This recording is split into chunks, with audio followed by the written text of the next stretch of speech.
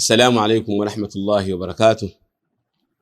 الحمد لله رب العالمين، وأشهد أن لا إله إلا الله وحده لا شريك له، وأشهد أن سيدنا ونبينا محمدا عبده ورسوله، صلوات الله وسلامه وبركاته عليه وعلى آله وصحبه أجمعين. أما بعد، ndugu zangu Waislamu, ndugu watazamaji, leo biidhnillahi azza wa jalla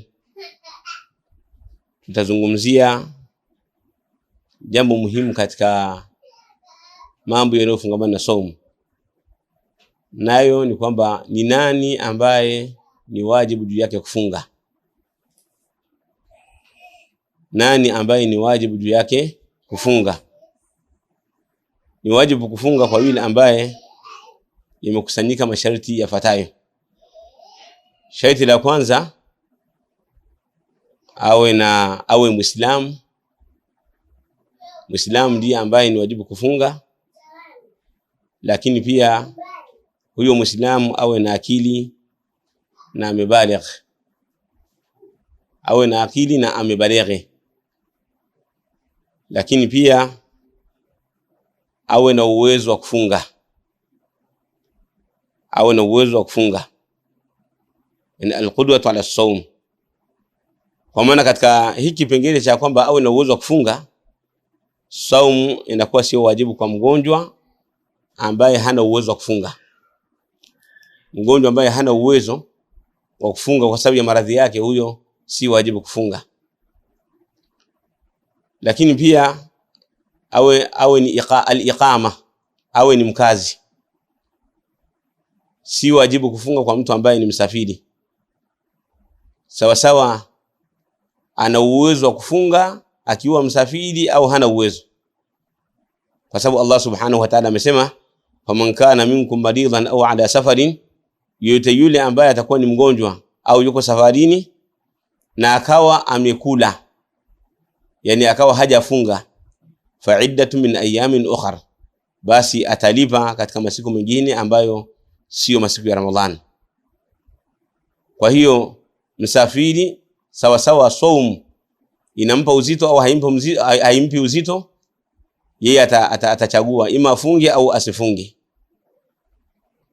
Lakini jambo jingine, mtu ambaye ni wajibu kufunga katika masharti yake, wa hiya shurutul wujub. Mwanamke alla takuna almar'atu haidha, mwanamke asiwe na hedhi. Yani kwa maana mwanamke awe amesafika na hedhi na nifasi. Mwanamke akiwa katika hali ya hedhi na nifasi haifai kufunga.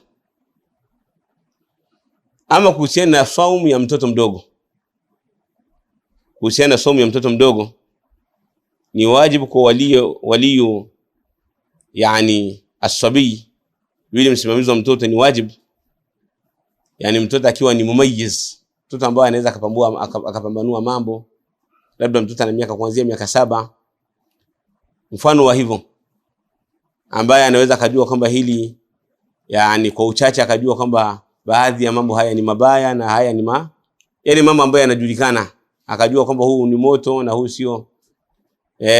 sio moto.